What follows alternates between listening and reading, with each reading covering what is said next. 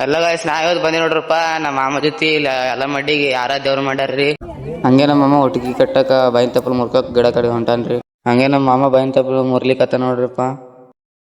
ಇದೇ ಗುಡಿ ನೋಡ್ರಿಪ್ಪ 10 ಎಲ್ಲಮ್ಮ ದೇವಿ ಗುಡಿ ರೀ.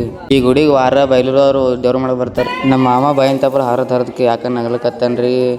ಇಲ್ಲಿ ಮುರಿದಕ್ಕೆ ಮತ್ತೆ ಗಿಡಕ್ಕೆ ಹೋತ ನೋಡ್ರಿ ನಮ್ಮ ಮಾಮ ಈಗ ಹೊಂಟ ನೋಡ್ರಿ. ನಾನು ಅವ್ನ ಜೊತೆ ಹೊಂಟೇನ್ರಿ.